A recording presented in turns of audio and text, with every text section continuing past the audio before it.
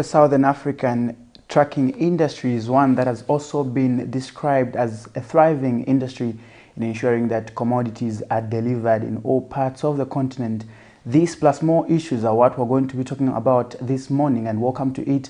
This is the Camnet TV edition of The Breakfast Show on a Wednesday, where we talk nothing politics, policy and governance. That's the main focus. And I'm your host, Nelson Zulu, and later on I'll be joined by Miriam Kaimba, and we'll be able to push you through up into the hour of 9, and we'll get to have discussions as well when that time permits. But right about now, let's move directly into the health corner this morning and just look at what the doctors do have for us and make sure that you get those health tips. They're very important in ensuring that you keep a safe and healthy life.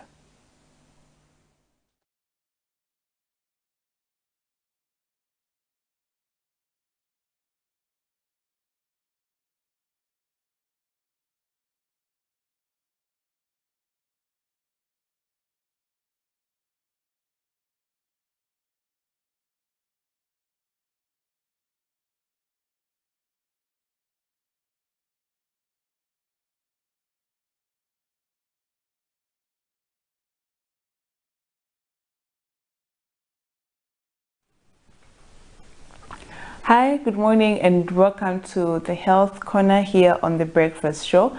My name is Dr. Nakubiana Mufaya. So this week we are talking about typhoid fever, and yesterday we talked about some of the risk factors of getting infected with typhoid, and we say that usually transmission is through the fecal-oral route. So people who stay in overcrowded places are at risk of getting this infection. So more especially those that stay with somebody who has the infection, the typhoid fever, or those that live near a sewerage and they drink water that is from the borehole or from the well. So these are some of the risk factors. The other risk factors are that people who have HIV or other infections like malaria or schistosomiasis can also get this bacteria because their immune system is very low, and so they are not able to fight off other infections. So today we'll talk about some of the signs and symptoms of typhoid fever. So how can you know, or how can you tell that you have typhoid fever? So as the name entails, usually they would have fever, and most of the times the fever progresses each day. So you might find that you have fever today, tomorrow the fever will be even more. So it's like the fever keeps on increasing each day that comes. So that is one of the classic symptoms of somebody who has typhoid fever. So they would have fever that keeps increasing every day. If you check the temperatures, you find that the numbers are increasing on each day. The other symptom is that they would have constipation. So it usually affects the intestines, so they would end up having constipation. So if they don't have constipation, they would have diarrhea. So it's either you have constipation or you have diarrhea. Sometimes the constipation might start first and then later you have diarrhea. So the diarrhea comes usually in the second or third week, and it's usually greenish, yellowish in color, and sometimes you might even find some streaks of blood because it might cause hemorrhage in the intestines. So it's important that you look at the type of diarrhea that you're having to be able to tell the doctors when they ask you at the hospital what kind of diarrhea you have, because it's important for them to be able to treat you and to diagnose you. The other symptom is that they might have weakness, they might feel weak, they might feel fatigued, they might also have other symptoms of coughing and just body pains, joint pains. So all these are some of the other symptoms that a person who has typhoid fever might present with. So I do hope you have learned something today. We're talking about the signs and symptoms of typhoid fever. So we say that they would have fever, which usually increases in in temperature as days go by. So each day the fever will be increasing. Then also they might have constipation or diarrhea. Sometimes they might have constipation first and then later on they would have diarrhea. They might also have weakness, fatigue, body pains, and joint pains. So if you are experiencing any of these symptoms, do not hesitate to go to the hospital as soon as possible. And if you know anybody who has some symptoms or these symptoms, make sure you take them as quickly as possible as well. So make sure you watch tomorrow's, where we'll be talking about how it's diagnosed and treated in the hospital. What are the treatment options for typhoid fever? Is it treatable? Are you able to get cured from this disease? So we want to know exactly how it's treated. So make sure you watch tomorrow again. Invite your friends and invite your family members as well to watch. And if you have any questions, you can reach out to me on Facebook at Dr. Nakubena Mfaya, or you can even watch the other episodes on my YouTube channel at Dr. Nakubena Mfaya. I'll see you again next time. Stay blessed and stay healthy.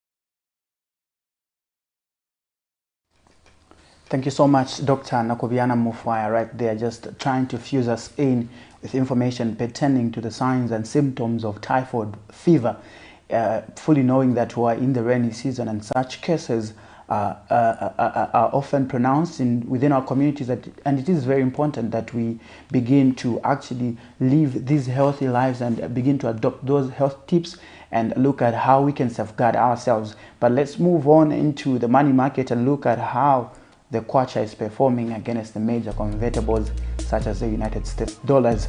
There you have it on your screen, our money market this morning. The United States dollar is buying at 25 kwacha 0.51 ingwe and selling at 26 kwacha 0.01 ingwe. The euro is buying at 27 kwacha 0.96 ingwe and selling at 28 kwacha 0.51 ingwe. The Great British Pound is buying at 32 kwacha 0.24 ngwe and selling at 32 kwacha 0.87 ngwe. The South African Rand is buying at 1 kwacha 0.37 ngwe and selling at 1 kwacha 0.40 ngwe. This money market has been updated at exactly 07:26 hours. And remember that these exchange rates, they vary from one bank to bank, and in as much as they might vary, you might find that the variance in terms of percentage is really not that marginal or that of a huge difference. But just like I did predict yesterday, I remember mentioning to Miriam Kamba, who will be joining me shortly, that we're likely to see ourselves at 26. And there we have it. The dollar is selling at 26 kwacha 0.01 ngwe. And good morning, Miriam Kamba. Thank you for joining me this morning. Good morning, Nelson. How are you? I'm fine. Indeed, your predictions were right. Well, all right, but I don't want to sound like an economist. Let's leave it at that. Let's leave it at that, yeah? Well, it is a positive Wednesday. We are trying by all means to ensure that we keep it positive as we, try to achieve what we have planned for the day, as well as I hope our viewers there are also keeping it positive, given the fact that, we are really hoping for a lot of things in the year 2024. Well, yeah, it seems like it is a triple P Wednesday, yeah, so to put it, because we are thinking about positive. We're also looking at policies and looking at politics. And then we put in governance, because it is a Wednesday. It is a Wednesday edition where we look at politics. governance, and all things regarding with current affairs. And you, our viewers who have just joined us, please do take part in our conversation this morning by dropping us a message. If you're watching us live on Facebook, and those watching us in the comfort of your home, you can simply call us so that we get interacted on some of the various issues that we are going to be looking at on our program this morning.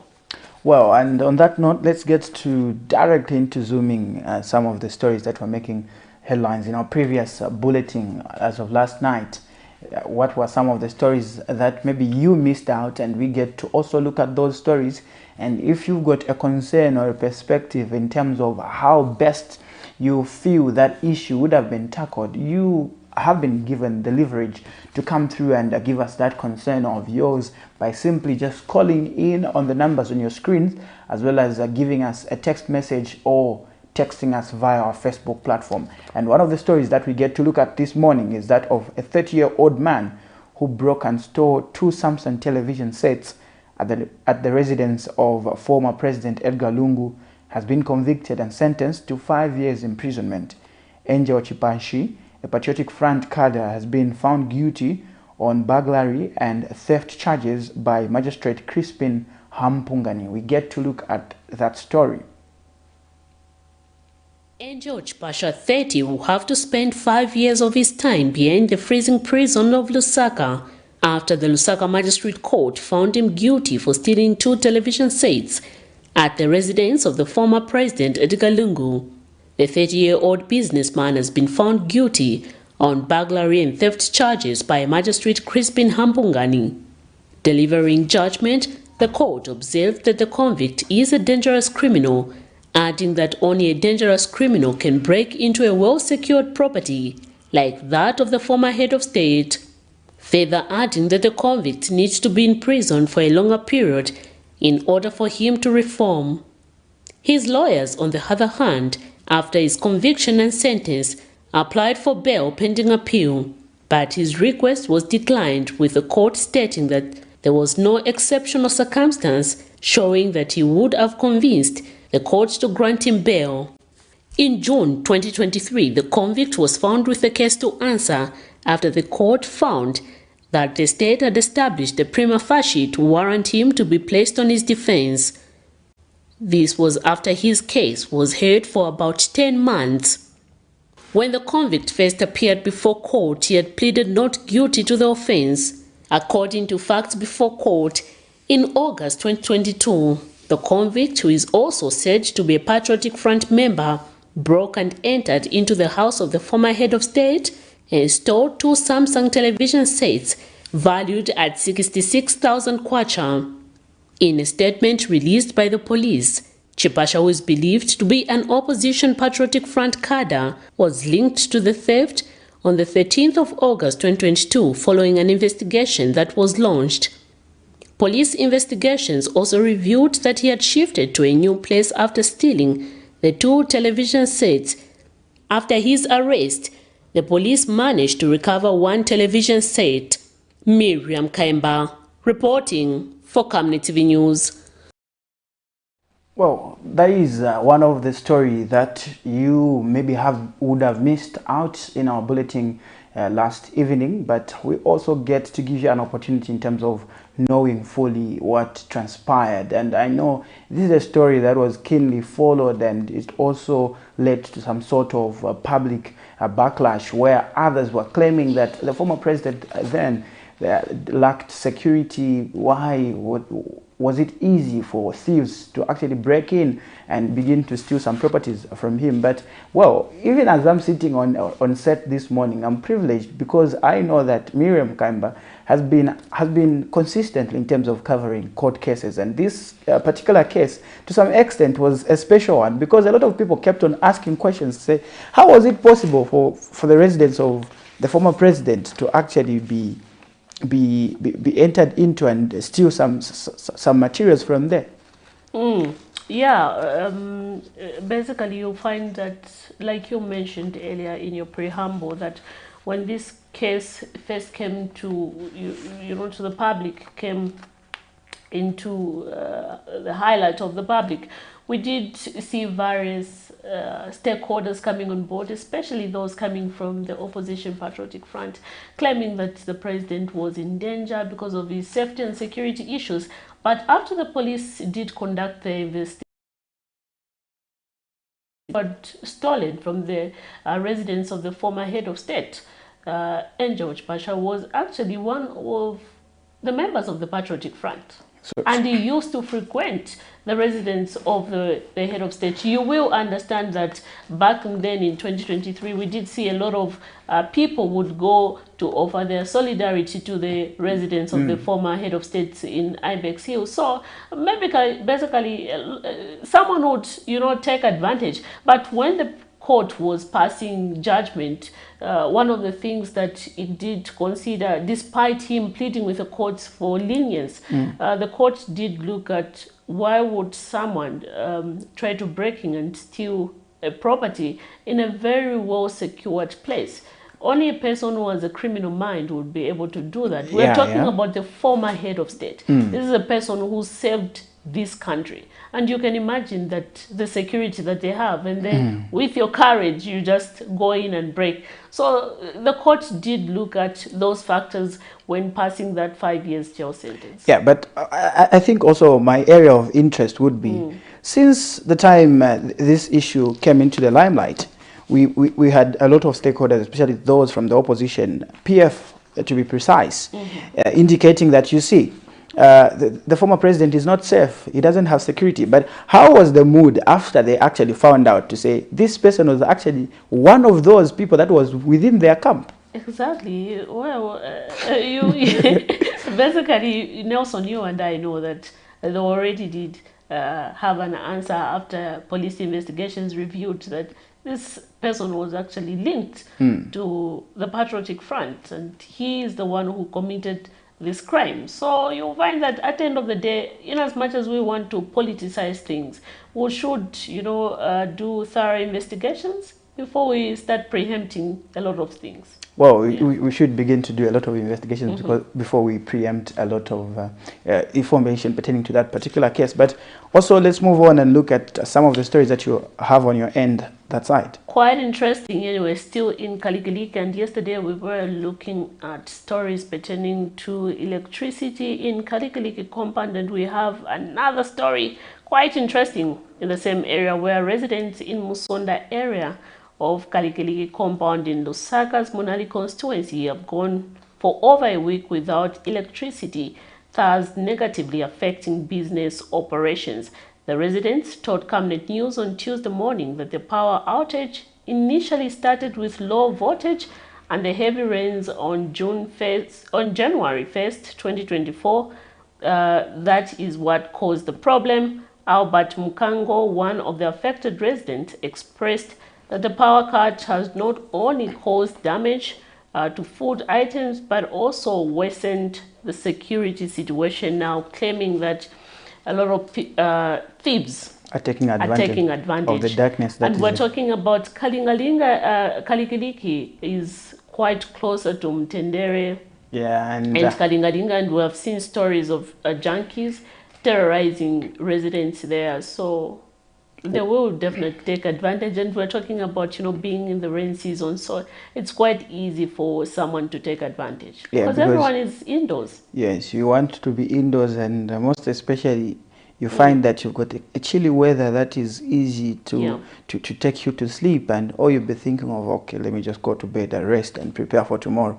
So before in the process you even think of that, something else might be happening outside. And the funny part is that most of the times when we do such stories, you'll find that the residents will even tell you that upeza wafaka matropical panja palibe na vigubu vipiango mabucket, you will find that they are gone. Yeah, now imagine mere sleepers. What would happen if you had to leave something like a huge property outside? But anyway, one thing that I am glad about is that in the year 2023 we did see a lot of police patrols that were going on, and we did see a lot of arrests being made by the police. I'm sure that come 2024, the security issue will be, you know, looked at very intensively, because they should indeed continue with these patrols. It's very, very important. We did a story in early last year, in 2023, in Garden Compound, where people were saying that even in daylight, broad daylight, someone would attack you and steal bread from you. Imagine, mere bread from you. I do remember that. I do remember that area. So these are the things that, you know, in as much as we go into 2024, we should look at our security issues, especially people in these rural, compounds. They are quietly affected. But anyway, let's get to look at that story in Kalikiliki compound. Life is threatened, especially for children and those who take adult drinks, by Zesco cables that have fallen, while others have been cut into two due to heavy rains in Lusaka's Kalikiliki Section 7 area. Residents of this area tell Camnet TV News that life is threatened, especially for children and those who take adult drinks, by Zesco cables that have fallen and others cut into two due to heavy rains in Lusaka's Kalikiliki Section 7 area. Residents of this area tell Camnet News that they have gone for almost 1 week without electricity. The residents say the problem started with low voltage but was exacerbated after a tree fell on the lines while others fell on their own. They tell this reporter that Zesco officers have been visiting the area but no solution has been provided. Malaiti ankala masiku kapena ni 5 anayamba kukuzima zima na kuyaka pangono wazima pamono yaka manji 2 days yaendelatu tuma fridge tunaika mtuma drink atu wazukulu wanatuleke tuma drink tonse twawonongeka bawola malaiti atufuta maningi kuno yakwana pa 1 week plus maya patingala mudima ndiyo zose zonongeka mama expect za dia sana maona so wazisku babwire tsi baoneone na pia apa malaiti enda out kunsi ya buzimazima malaiti so bazisku ku ngavunga bwira nda pia ndambo zashita bana muzashitwa nabana chisimbira mbiri zashita bana. Yesterday the Zesco people have been here twice but nothing has happened. Even now we still complaining the same problem. How are we going to live in this situation? You know, power is life. Without power everything is in vain. So we want the Zesco to come quick here so that they do the problem. We want them to do their work. If they have failed, let them tell the nation. In the first place, it was first low voltage, of which you can't even charge a phone, you can't do anything. Then they say no, we'll come.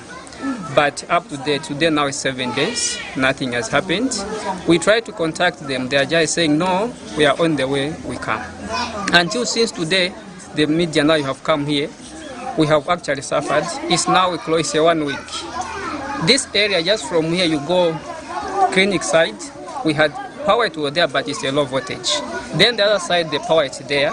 But this incident which happened yesterday is actually, we are affected. Other residents have told Camnet TV News that the blackout has also worsened the security situation in the area as junkies and criminals have taken advantage of the darkness. Kwa chimvula chipocha duka buna ntambo pansi. Bazesco babwera pangona tia kwa gwantambo kani kutu kwa ti zagwira patara. Ndemwe wana endela usakonzana malaiti. 1 week ndiyo kusasa mu fridge. Because a lot of things happens in Kalikiliki. People that don't, we are not secured in short. They steal every day.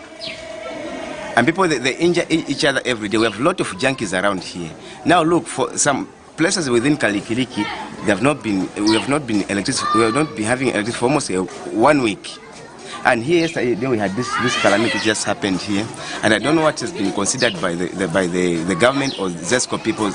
Yesterday they just came here with their vehicle there, from there that went back again without any step taken. So for now, we are humbly asking if the Zesco people can come and help us so that we can be full secured.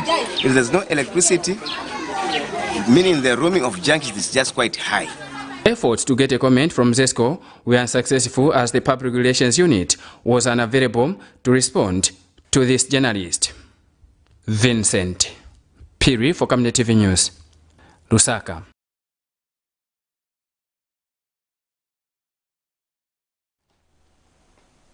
We do understand that the absence of electricity do affect a lot of people when you talk about transportation, the need for us to, access medical services, because you find that even in hospitals, we need to have electricity. We talk about transportation, we talk about a lot of things.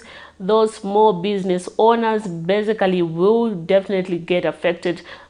Person who owns a salon, a barber shop in Kalikiliki compound do actually get affected, and business, become really negatively affected. This at the end of the day contributes to more poverty for people in our country. Hence, we do call upon ZESCO, to quickly and urgently, respond to the people of Kalikiliki's concern out there. It's quite sad staying for a week without power. Yeah, staying for a week without power indeed is quite a sad narrative.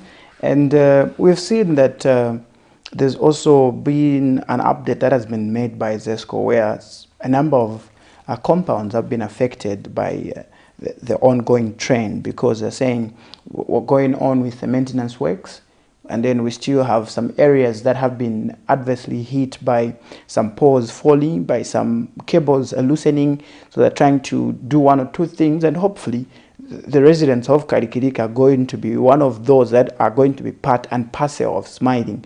Because when I was part of the crew that went to Karikiriki, and when we went there, what was so disheartening was the fact that the residents were able to mention that we've seen the power utility firm personnel come into the area around 17, 20, 23, just trying to guard the cables, or trying to guard the materials that have actually been destroyed, some sort of destroyed or disturbed.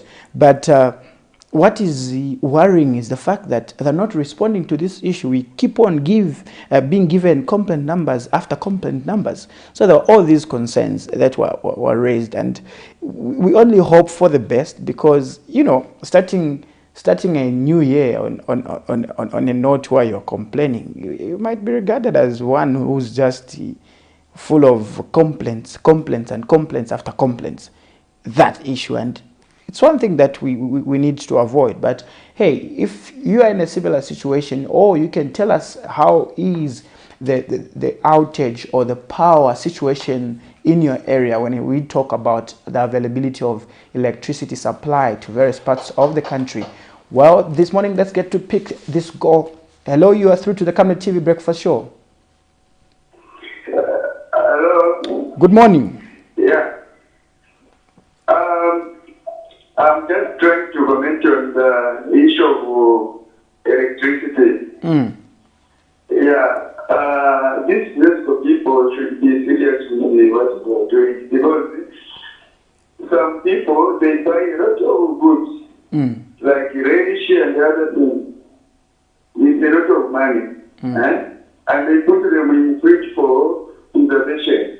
Now, if the electricity can be maybe go about 2 or 3 days, you expect those things to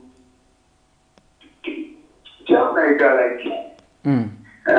so that is another perspective. That is that they can't refund those people, and that's where the problem is. So my request is that once the problem lies like that, they have to do it as quick as possible, maybe in hours, so that they protect the other people's property. But before you go, you can actually give us your name and where you're calling us from, so that we know the area. I'm Gift calling you from Chile. All right. Thank you so much, Mr. Gift. Have a good morning. Thank you so much. Well, that is Mr. Gift from Chilenji coming through with a concern to say, when these outages happen within our localities, a lot are affected, especially businesses, but to the end of it all, we don't see some sort of compensation that is given to those that are affected. Yeah, definitely. You buy your relish in bulk, you put in your fridge, you have this problem of not having power for a week. your food goes to waste and you're not compensated, you are at loss. Both of you, both because you don't have electricity, and secondly, because your food has gone to waste. And thirdly, you're talking about business. You own a small salon or barber shop. How are you going to operate for a week? Well, it is a tedious process. It is, altogether. But my other concern is how, quick should ZESCO respond to such issues? Because if you saw those cables, they're just lying on the ground, and it has a potential kids playing there. We're talking about a compound which has a quite huge population of people there, especially the young people. So you'll find that this is a danger again. We're not only talking about, a lot of people being affected with business and not having power, but we're talking about a potential of losing a life because of how the cables are lying on the ground. Yeah, a potential of losing lives indeed because of how the cables are lying on the ground. We did see a case yesterday in Kalikiriki compound of Munali constituents, and hopefully something is going to be done about it because they've not had power for the past 1 week, something that is very concerning.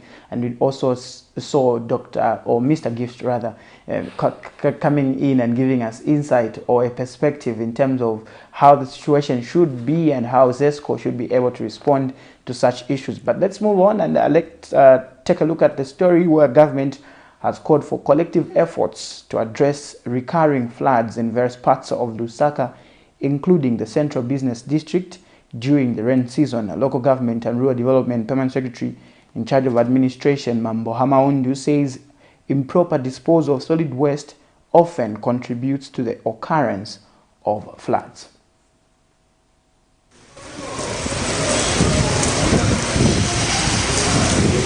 In recent days, Camnet TV has carried stories of floods in various parts of the city, including the Central Business District. Most parts of the city experience flooding during almost every rainy season, and according to a 2018 research by Future Resilience for African cities and lands, this is mainly due to heavy rains, low topography and highly permeable limestone, which gets saturated. This is compounded by indiscriminate disposal of waste, poor drainage systems and poor solid waste management that cause blocked drains. Despite government's interventions, such as building more drainages around the city to mitigate this challenge, the CBD has continued to experience flooding whenever it rains. Those spoken to in recent interviews over the same matter say the underground drainages that run around the city are not serving the purpose, as the water entry points are mostly blocked and the local authorities seem unconcerned. They need to work possibly to my post whereby manzi yazingena munja aspita mu drainage manzi ukimwa paka drainage akapeza kuti ngati paka manji ma plastic ngevi ya manzi apeza kuti manzi atabwanji ama covering abati mwecho life ma plastic manzi amashtabwanji amaenda fast tumoti masebenzera pano. But local government and rural development permanent secretary for administration Mambo Hamaundu has called for unity of purpose in combating the historical floods in Lusaka. Well, I think Kulima Tower is a problem which I'm aware of, and I think it's a problem which has been partially resolved.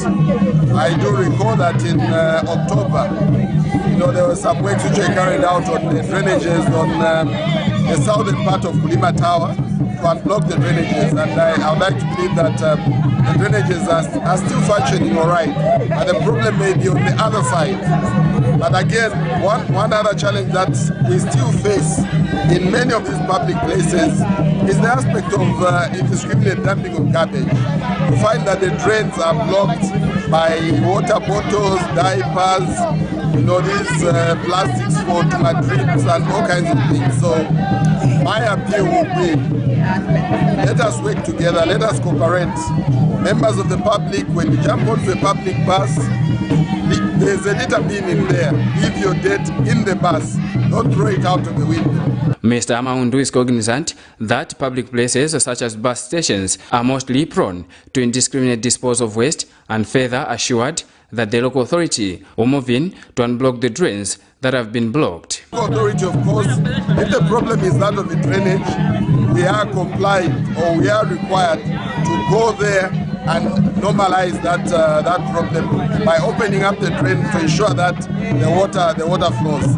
That is our responsibility, and we must own up and take responsibility. And I think that is what Lusaka City Council eventually will do. That is if it is in Lusaka, and of course local authorities across the country will be compelled to do that. But most importantly, going forward, as we are constructing roads, we always must have the provision of drains. Undoubtedly, it is worrying that some parts of the city have continued experiencing floods 59 years after independence, or because of indiscriminate disposal of waste, poor drainage systems, and poor solid waste management. Vincent Piri for Camnet TV News, Lusaka. The perennial traditional ceremony, as I would like to put it, well, because we've seen issues of floods go on, and indeed we've also looked at issues such as having improper drainages, as well as indiscriminate disposal of waste, where a lot of us citizens also are not taking responsibility for ensuring that we dispose of these waste at a right point or at a waste bin, because others also do claim that no, we don't have the presence of waste bins within the locality. It's rare that you'll find one. Also, others do claim that no, you see, our engineering type of drainages are not up to speed, they're not up to standards. But we see assurance coming from government, and one thing that we can look forward to is how best that issue is going to be raised. Because if you go to residents of Chawama, residents of Kamwala, they'll tell you a better story of how floods have actually been of great impact to them. Exactly, and like you put it, in terms of, you know, where we dump our garbage, that has been a concern. A lot of people would want to claim that they do not have the presence of this waste company management who are supposed to collect their, you know, their garbages. But another thing, Nelson, that you will understand that they are there. Their presence are there. The problem is that a lot of people would prefer paying someone 2 kwacha to go and throw their garbage at a nearby road. Yeah, and that has been the system. That has been the notion. And it's like people have, you know, been so comfortable to live with such a thing. It has become like a norm. It's part of them, you know. Yeah. They don't even feel guilty. They don't even feel any responsible to the environment. It's just that, I don't care. As long as the garbage is not at my doorstep, I can throw it wherever I want. That's a concern that we should... Well, let's get to pick this call. Good morning. You're through to the Camnet TV Breakfast Show. Give us your name and where you're calling us from. Kwa Zimba.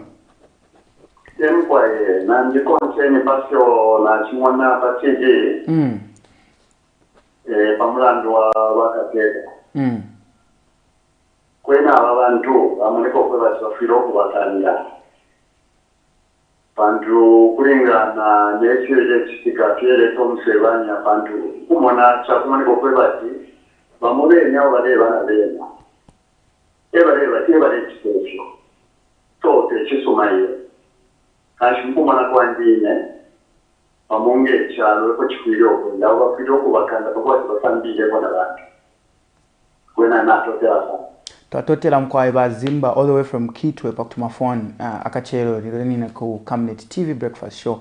He was commenting on the issue of the security pertaining to the former president, and he's saying, well, that's a commendable sentence that has been given, 5 years a jail term to Angel Chipasha for actually being found with cases of theft as well as burglary, which have led him to be behind bars. Behind bars for 5 years. And though indeed that sentence was passed on him, basically through his lawyers, he did apply for bail pending trial. However, the court declined his application because they thought he did not convince the court entirely for the court to grant him the said application for bail pending appeal.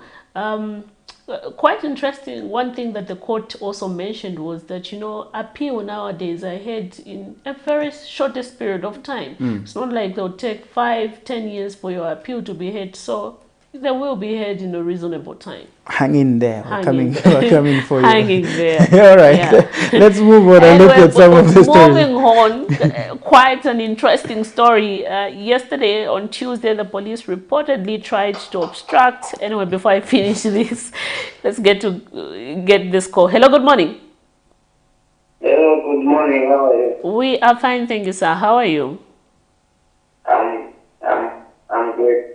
You were doubting. Anyway, who are we talking to this morning? Yes, this is from the calling from Luansha. It's good to know that Luansha is watching us this morning. Please go ahead with your contribution. Yes,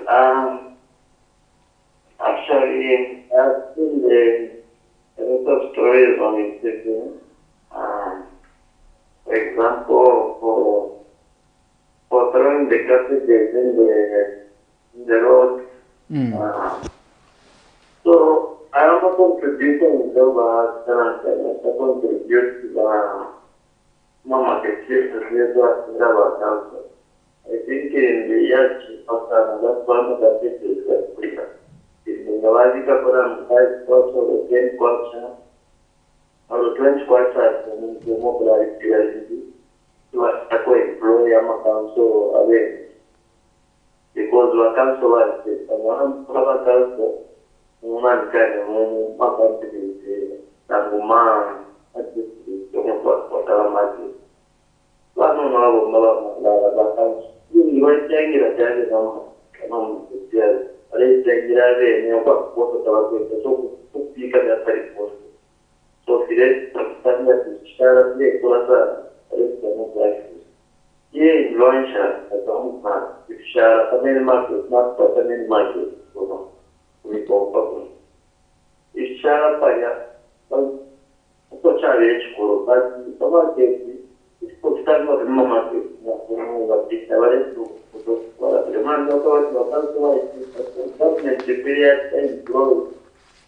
Also, I think there is a share. I thought of it was young.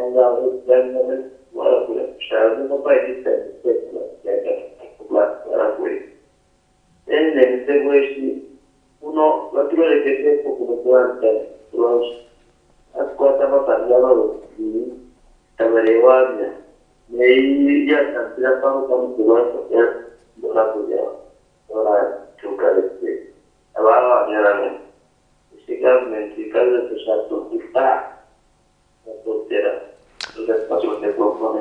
Thank you so much for your contribution there all the way from Luansha. We do appreciate your contribution this morning.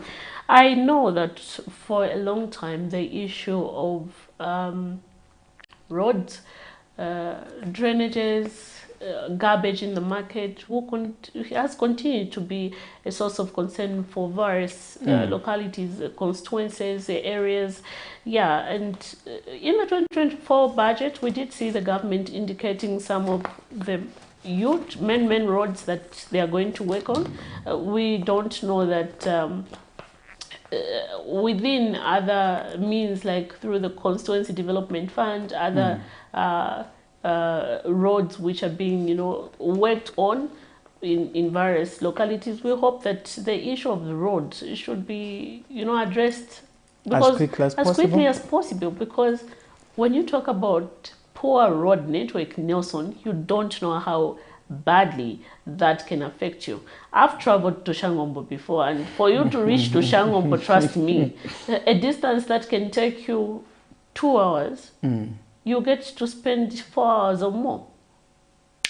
Well, hopefully that is something that is going to be looked at, because also I think we also did see in the end of the press briefing by the Ministry of Local Government and Rural Development that we're going to focus much on also completing the incomplete roads, especially in some parts of the country. I think among the areas that were mentioned were Kitwe, part of the Copper Belt, Lusaka, and all these other areas. And hopefully Luansha is going to be one of them, just like that concern came through. But you too can give us that concern of yours that you have this morning by simply calling in on the numbers on your screens, as well as ensuring that you leave us with a message on our Facebook platform. And remember that we're coming live to you on GoTV channel 25, Top Star channel 106, DSTV channel 274, and the Lumix World Television app, and not forgetting YouTube.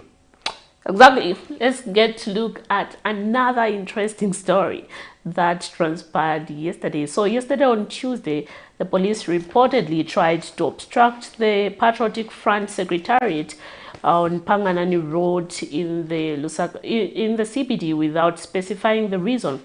Patriotic Front Publicity and Information Secretary Emmanuel Mwamba, who rushed at the scene, claims that the police were following orders, although officers insisted it was a routine patrol. Mr. Mwamba further claimed that the police were influenced by a social media post from PF supporter Charles Kakula suggesting a planned youth protest from Soweto Market to the PF Secretariat. So we did see the police yesterday denying that they were not at the PF Secretariat, but they were 5 meters away, according to the police spokesperson. Let's get to look at that story. Amidst the inter-party wrangles in the former ruling Patriotic Front PF, after factions emerged, with material Member of Parliament Mao Sampa claiming presidency and former President Edgar Lungu stating that he is the current party president, senior members of the Edgar Lungu-led faction have consistently alleged that the infights are fueled by the current administration, despite Zambia's President Hakainde Hichilema refuting the allegations. Tuesday, 2nd January 2024, police officers allegedly trooped to the party secretariat, and Faction Information and Publicity Secretary Emmanuel Mwamba alleged that police officers were acting on instructions from superiors. Mr. Mwamba, who rushed to the secretariat, also alleged that police officers were acting on an alleged social media posting from a PF cadre, Charles Kakula, that youths were going to march from Soweto Market to the secretariat, bemoaning the high cost of living. The attack on the PF, that they will march from Kafue roundabout to here. Now, I came to state that we as a Patriotic Front have not organized any march. We have not organized any protest. For any protest, rally, march, like we wanted to clean on Sunday, we'll alert the authorities, we'll alert you that there is such an undertaking. And for the police that are outside, I spoke to them. They said they are on routine patrol. That's the word they've used, that they are just on routine patrol. But we know that they are responding to that particular. But police spokesperson Ray Hamonga rubbished the claims by Mr. Mwamba and explains that police officers were on routine patrols and had only parked 5 meters from the secretariat, waiting to be deployed. Had just parked their vehicles 5 meters away from the entrance of the PF Secretariat, and the officers were disembarking to go to their various points for routine patrols. The only thing which happened is that when they had stopped there, that's when also Emmanuel Mwamba found them there. And he went later on, entered the secretariat. So there was nothing that was happening. It was just our routine patrols that we do as police, and the officers were disembarking. It's not that they were disembarking near their entrance. Nelson Zulu for Camnet News, Lusaka. There you have it. According to the police spokesperson, Ray Hamonga did mention that was just a routine patrol, and police were actually parked 5 meters away from the opposition Patriotic Front Secretariat. Now we have seen that a lot of controversy has been taking place in the opposition Patriotic Front parties, where the Mao Sampa-led faction has dragged the Edgar Lungu-led faction to court, and vice versa. That is what we have continued to see. And these cases are currently before the courts of law, and we are yet to see the outcome, because Mr. Mao Sampa's presidency rather is being challenged by the Edgar Lungu-led faction, stating that the general conference he held on the 24th of October 2023 was illegal and against the party's constitution. But anyway, those are matters that are still subject before the courts of law, and we wait to see the outcome as the case unfolds.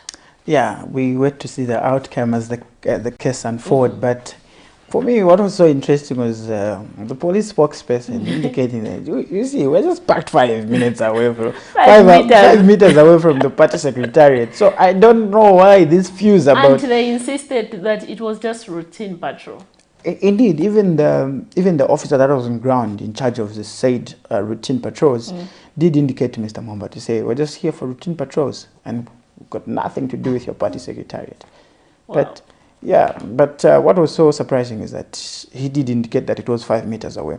But if you've looked at the PF secretariat itself, the building, you find that there's a main entrance there, right? Just opposite the filling station there. Yes. But as you move towards the road, which is Lumumba Road, you'll find that there's more of a cafeteria that is attached to the said building.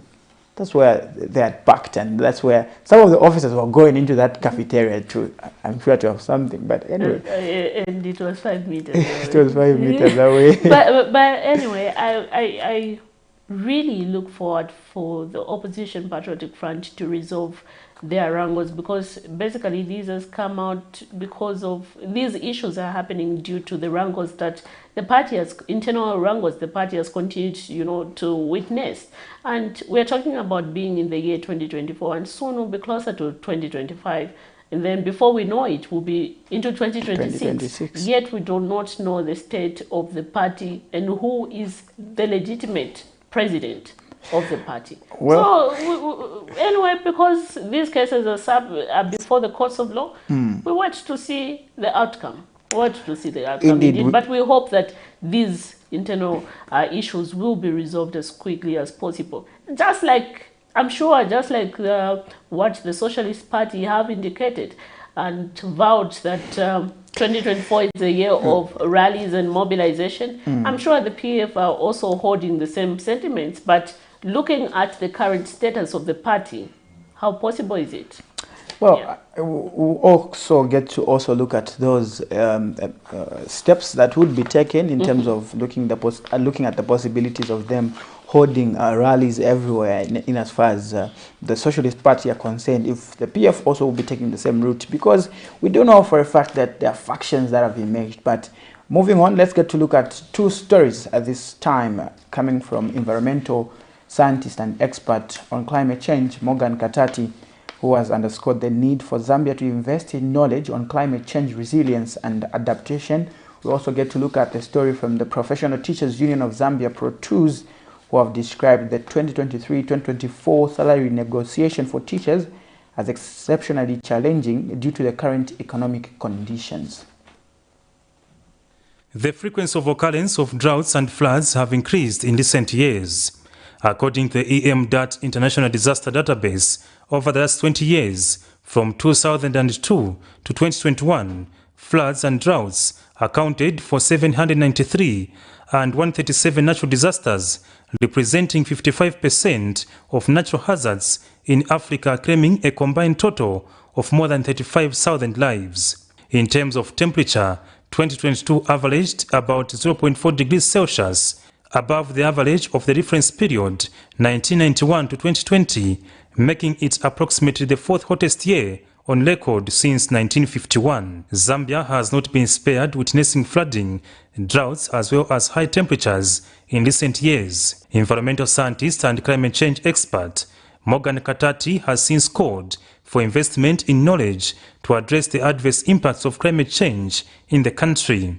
I think Zambia is undergoing a difficult time when it comes to climate change. And then there is need to, first of all, invest in knowledge. I think that's a very, very critical component. We need to invest in knowledge. We need to invest in research and development, R&D. We need to invest in resilience building. Speaking in an interview with Camnet News, Dr. Katati has called for implementation of climate change adaptive capacity countrywide, which is lacking except in Lusaka. Places or districts must have what is called adaptive capacity. So far, the research that we have conducted across the country, it's only Lusaka that has got better adaptive capacity to climate change than any other districts in the whole country. So you can see that if climate shocks, climate strikes, the shocks, addressing shocks becomes very difficult. Why Lusaka is better in terms of adaptive capacity is because of institution and response systems. For Camnet TV News, Afias Kaptula, Lusaka. The 2023-24 collective bargaining for teachers saw 8 teacher unions initially refuse to sign the 15% pay rise of 550 kwacha. The 8 teacher unions cited, among other reasons, high inflation and high commodity prices. But as time would have it, the teacher unions later signed the collective agreement offer. Among the unions which had refused to sign the collective agreement offer is the Professional Teachers Union of Zambia, ProTools. We believe it was one of the toughest negotiations we have ever had, especially that we have serious challenges with the current economy. Performance of the country is not good, so that had a serious effect to the salary increment. But when you look at the way the increments are,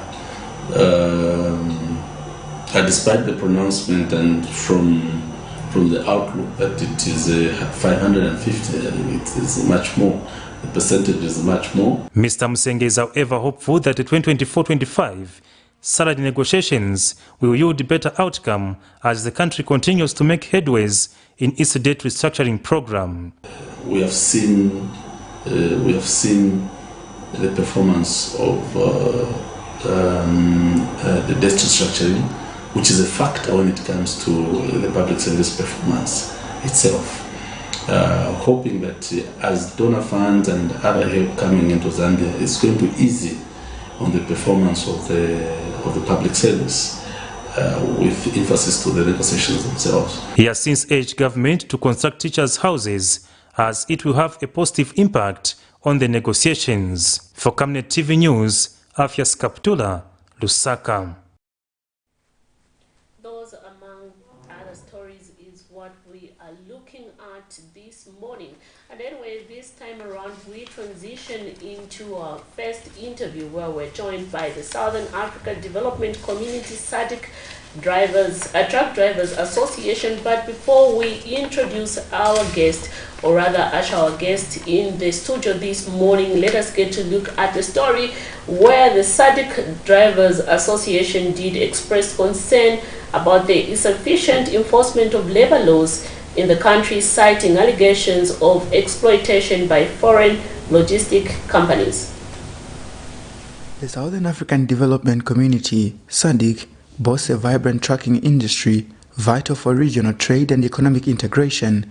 However, concerns continue regarding the exploitation and unjustifiable working conditions faced by truck drivers, particularly foreign drivers from within SADC member states like Zambia. One of the victim truck drivers, based in Ndola, Mwaba Mukosha, says he was allegedly laid off by the company for no fault of his when he delivered goods which were not frozen after the coolers of the truck incurred a problem not to his knowledge, and later was charged to pay $6,500 as penalty.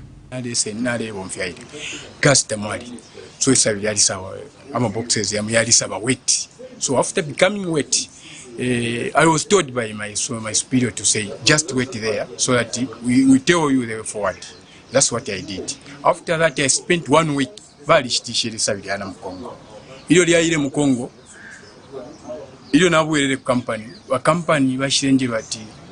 We have encountered the shortage of, that is 250 boxes.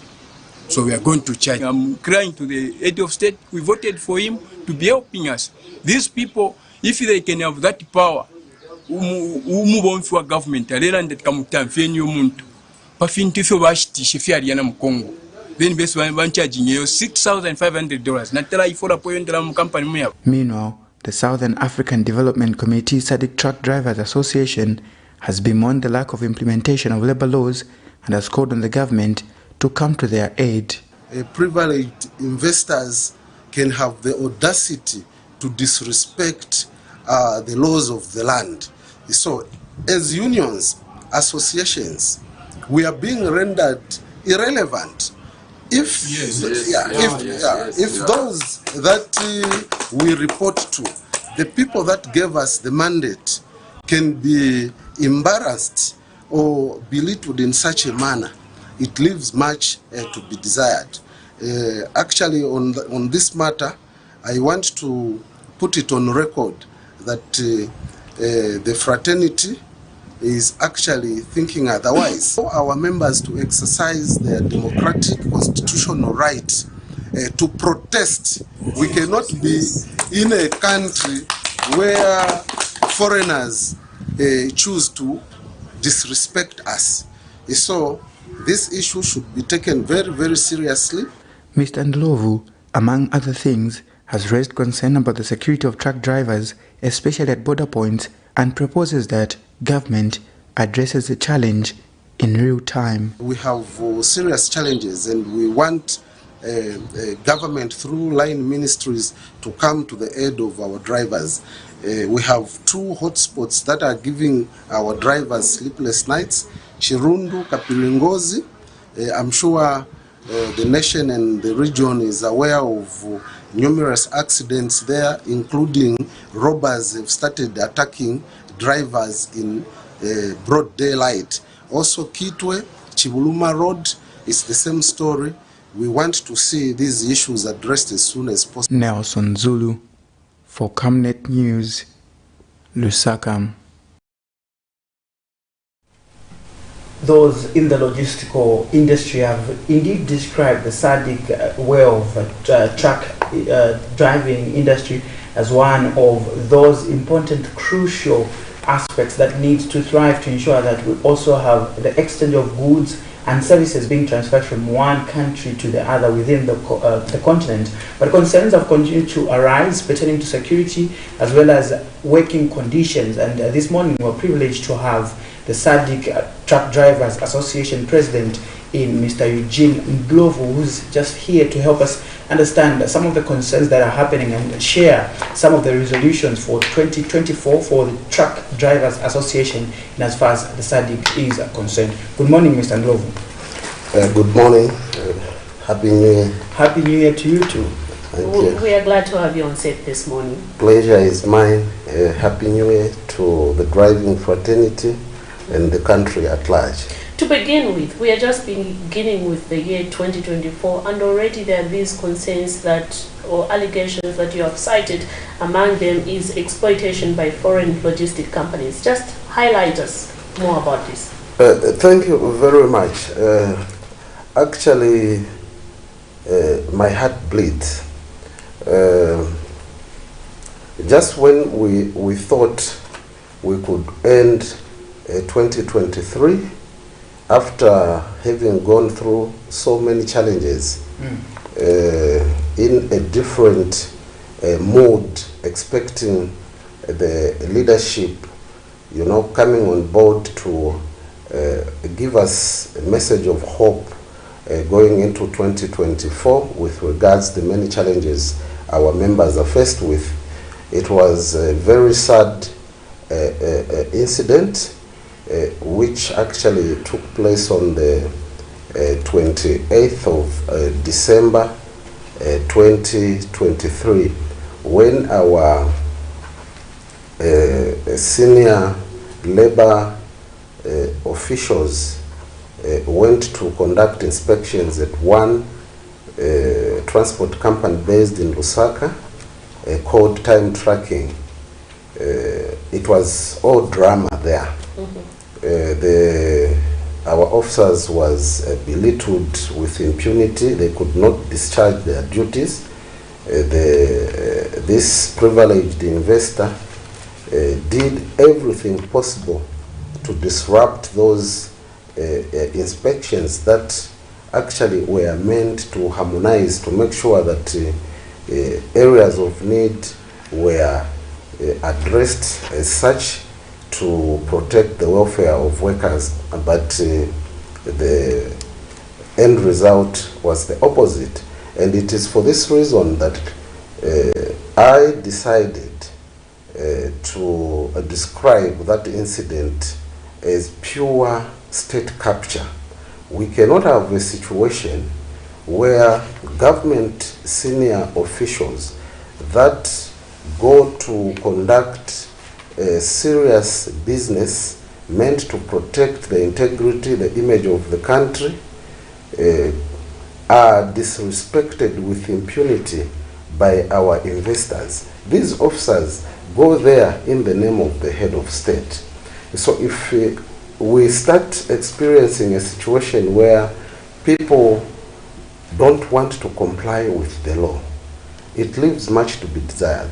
You can imagine what happens behind those walls to these vulnerable workers if their leaders can be mistreated in such a manner.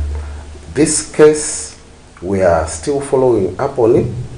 Yesterday we had a meeting at headquarters Ministry of Labor. The transporter in question was summoned, and again, instead of showing remorse, he further exhibited high levels of arrogance, where he decided to walk out of the meeting with his team, disrespecting the permanent secretary, the labor commissioner, and we wonder where these guys are getting the powers to misbehave in such a manner when they've just been given a conducive environment to do their business in a country where we have laws. The president of this country is on record emphasizing that his government is premised on the rule of law, and that no one is above the law. But if we have people that disrespect the law with impunity, then we should investigate where they are getting these powers. So really what transpired for us is just a tip of the iceberg, because it's not only this company that is abusing both verbally and physically workers, including undermining government authority.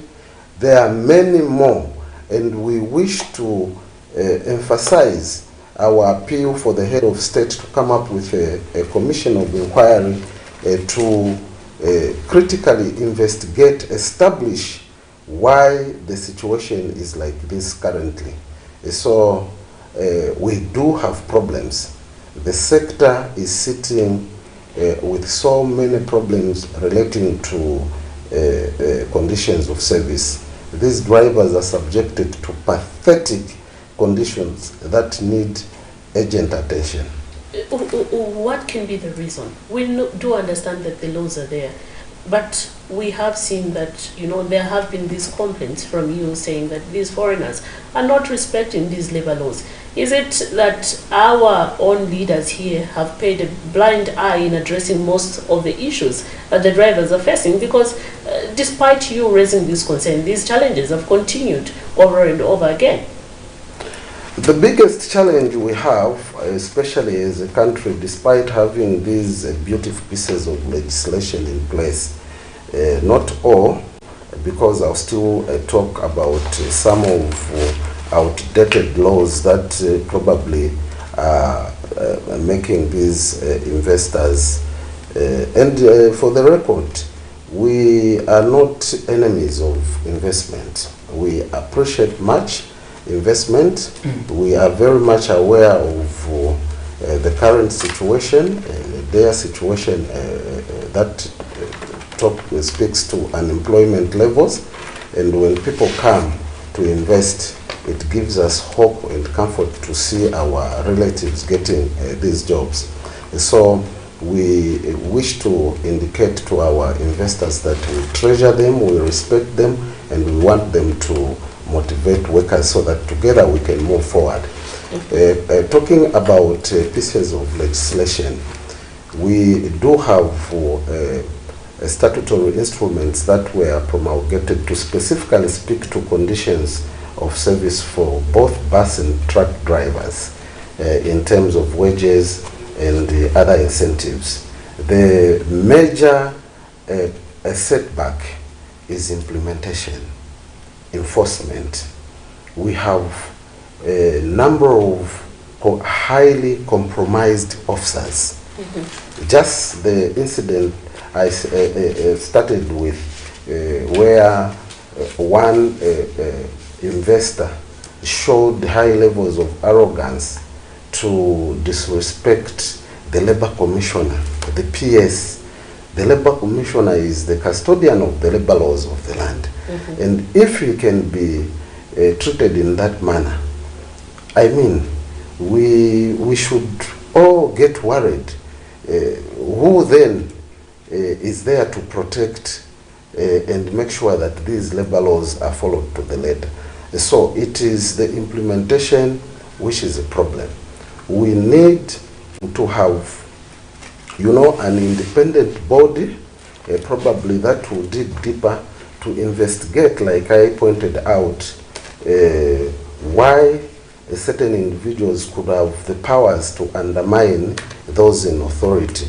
So for me, we have a cartel.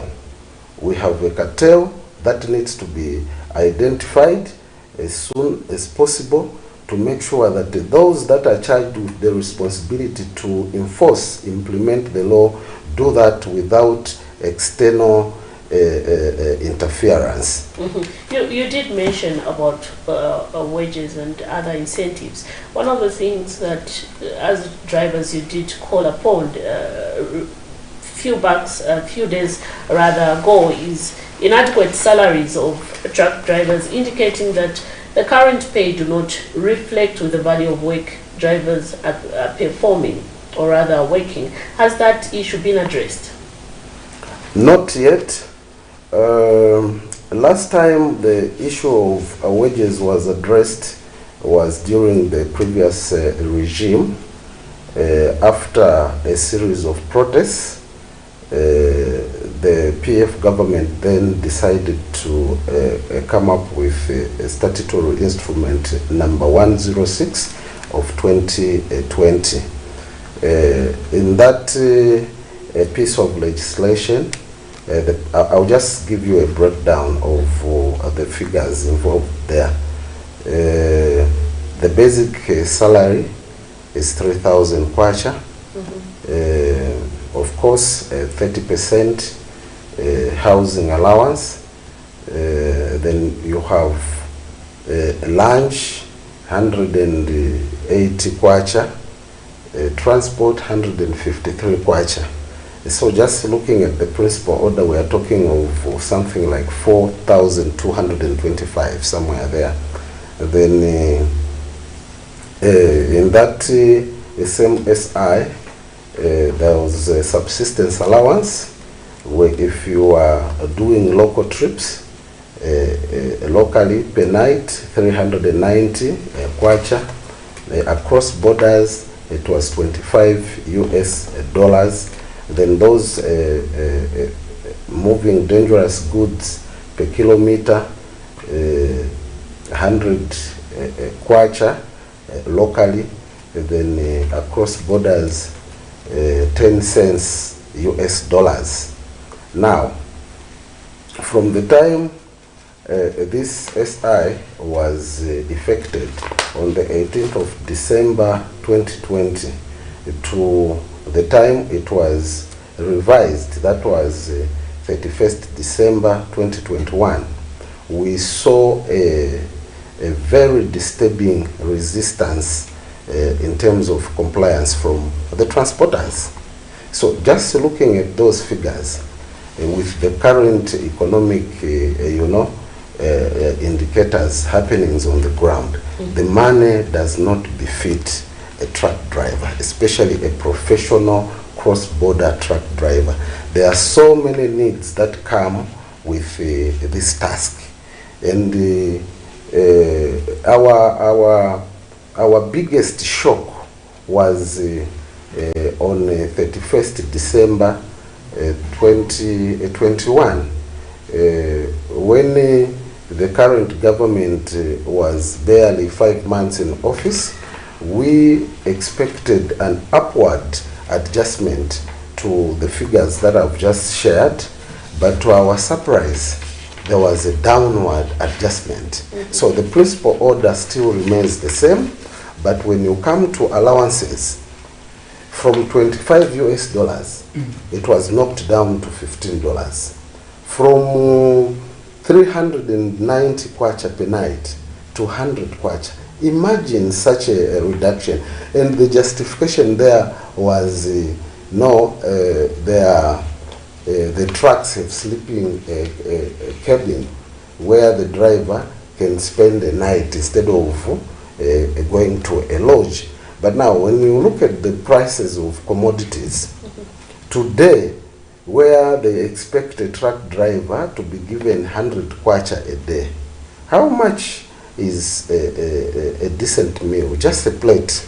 And we are talking of heavy duty work that needs one to have energy, make sure is subjected to a good diet, water, milk, and all those things. So, just to sum it all, the current amounts that are paid to drivers, they are far below what should be paid to them. That's why we still feel that this year, especially the first quarter of this year, something very, very serious should be done about the current situation. They've been very, very patient. The head of state, whilst in opposition, he promised a lot of things, progressive, ideas that he brought on board that made the driving fraternity to look at him as the Messiah. And it should be noted and put on record that the majority of those that made sure he formed government are from the driving fraternity because of his promises. And those promises are as fresh as they were the time he was in opposition. And the expectations, especially now that we have somehow clocked half of his term, going through the same problems, it really worries us, because now they are saying, even you leaders, you are a letdown. You cannot always be asking us to be patient. Meanwhile, time is moving. Can something be done before we decide to exercise our right to protest and paralyze the economy? They understand the effects of these protests and what, but because they are, law-abiding and patriotic citizen of this great nation, they don't want to go that route. Instead, they want government to do the needful to make sure that their issues are addressed once and for all. And it's also good for the investors. When you are dealing with motivated workers, of course, you will enhance production. You lessen on liabilities, issues where people work, under stress, causing accidents, tempted to venture into illicit activities like theft and stuff. You avoid on that and you grow capacity. Banks are busy giving loans to these investors, but the people who are working tirelessly day in, day out to make sure that those loans are recovered cannot even access a loan from the bank. How do you apply for a loan when your take home or your net pay is less than 3,500 and you are in a rented house? You have kids that need to go to school. So the situation is very desperate, and we want to appeal as the leadership, especially to the head of state, to make sure that this war issue where there is lack of compliance, there is abuse of workers, let him put his house in order, top to bottom, to make sure that our issues are addressed this time around. I know we're in the dying minutes of the Camnet TV Breakfast Show on a Wednesday, but one topic or issue that has also been attributed, especially among yourselves as truck drivers, is the fact that you've still continued to face threats when it comes to security. Now that we're in 2024, how are you ensuring that issues relating to security are heightened, and what measures are you also taking into consideration as an association to ensure that issues of security are actually corrected and put in the right step? Thank you very much. That's a very important question. You know, work environment should always be conducive, and our members' work environment are the roads, the borders, and where they pick and offload their loads. We, as an association, we have been engaging government line ministries regarding this matter. Not only our government, because these are the people that traverse the SADC region and even beyond. We've been engaging at bilateral, trilateral, and regional level. I wish to state that 2 months ago we had a workshop, a consultative workshop, just to appreciate what is obtaining on the ground in terms of safety and security, and also compromised transit time, these delays, congestions at the borders and stuff, with the SADC Secretariat. The meeting was very fruitful. We agreed in that meeting that we need to come up with an action matrix that will be shared with the heads of state, SADC heads of state, to make sure that they come up with an implementation plan. So of late, the biggest challenge has been a lack of political goodwill, especially in DRC, where we are recording a lot of undesirable incidences of attacks on our members. So going forward, as an association, we'll be engaging well-meaning stakeholders, government institutions, transporters themselves, to come up with mechanisms where we should have, facilities that speak to security of these drivers. Like I indicated earlier, that we have identified hotspots where drivers are usually attacked. For instance, Kapiringozi, Kafue, Chirundu Road in the hills. We have Chibuluma Road in Kitwe there.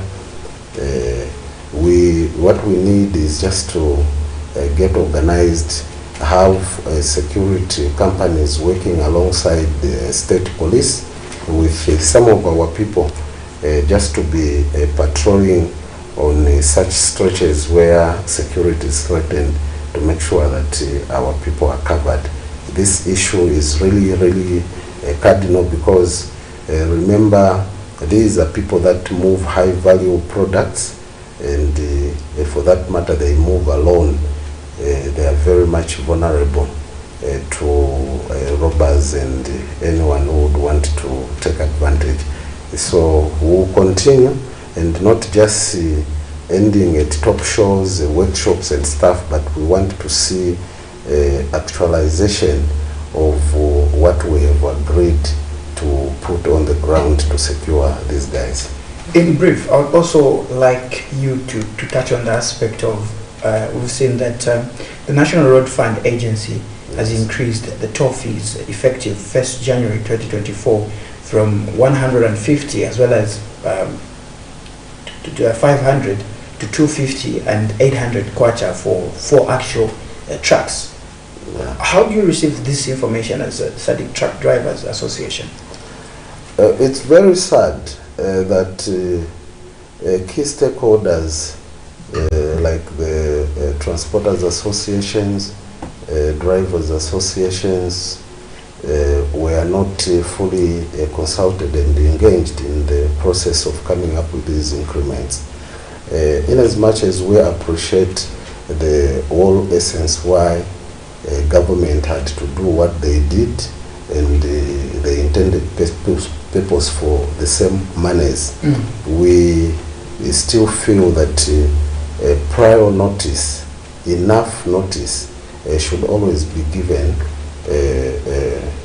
before such increments are effected, to allow the people to plan for such. Also, consultation should be done. It's very important to consult key stakeholders before these things are effected, because it really makes the war sector, difficult to manage. Today, transporters are saying it is very expensive to manage transport business in this country. So even as we speak about good conditions for the drivers, they will always find an excuse to say, look, your government is always coming up with these increments, and we cannot manage to increase also from our end unless you want us to relocate. And that will also put a threat on our people losing employment. So really, yes, the government needs money to work on the deplorable state of the roads, but this time around, prudent management of those resources. They've been collecting these funds, but roads still remain in a dilapidated, deplorable state, and we wonder where this money, since they introduced the system, has been going. So this time around, we'll provide proper checks and balances and ensure that where people are paying, the service should be delivered. Transporters are not paying these monies to have their trucks breaking down because of those terrible potholes we are seeing today. So we'll support government, but let them also do the needful to make sure that the citizens enjoy the fruits of these huge sums they are paying. Anyway, thank you so much, and this is where we come to the end of our breakfast show this morning. It was quite a very fruitful discussion with the Southern Africa Community Development SADC Truck Drivers Association Secretary General, who was helping us discuss various issues that are affecting President, or rather, I apologize for that, who was helping us address various issues that are affecting drivers and how government can come on board and address some of these issues. For me, Miriam Kamba, Nelson Zulu, it's bye-bye. Stay blessed.